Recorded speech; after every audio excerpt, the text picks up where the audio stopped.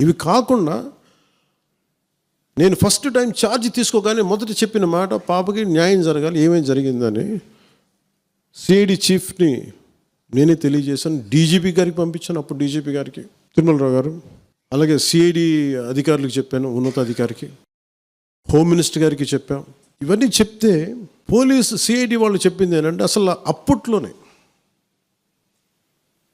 ఎవరైతే దీని వెనక కుట్ర వెనక ఉంది ఇవన్నీ చెప్తున్నారో ఏ డిఎన్ఏ తారుమారు చేశారు. దీంట్లో కూడా ఆ పాపకి న్యాయం జరగాలి, దోషులుంటే శిక్షింపబడాలి, దాంట్లో అసలు ఎప్పుడు లేదు. కానీ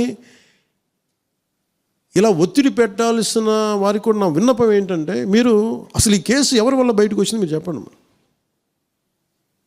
సో మా త్రికరణ శుద్ధిని, మా చిత్తశుద్ధిని మీరు తక్కువ ఎంచిన. ఇక్కడ కేసులు వాళ్ళు కూర్చోబెట్టి నేను వెళ్ళి సాక్ష్యాధారాలు నేనేం క్రియేట్ చేయలేను. అక్కడ గత ప్రభుత్వం చేసిన తప్పులు కొనేసారు వీళ్ళు చాలామందిని. మరి ఏం కొన్నారు, ఎలా కొన్నారు, దీని మీద కేసు పెట్టాలి. ఇది లెట్ ఎంటైర్, ఇది నా ఒక్కడి కేసు కాదు, ఇది ఎంటైర్ సొసైటీకి ఇది సిచ్యువేషన్.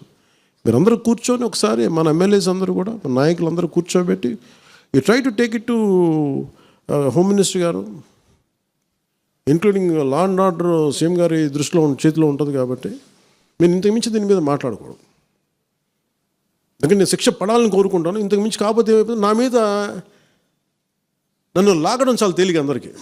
ఎందుకంటే నేను మెత్తని మనిషిని కదా, నా మీద రాళ్ళు వేసేయండి ఈజీ, నా చొక్కా పట్టుకోవడం ఈజీ. అదే గత ప్రభుత్వం ముఖ్యమంత్రిని పట్టుకోమని చెప్పండి, ధైర్యం కూడా చేయరు, ఇప్పటికీ ధైర్యం చేయరు.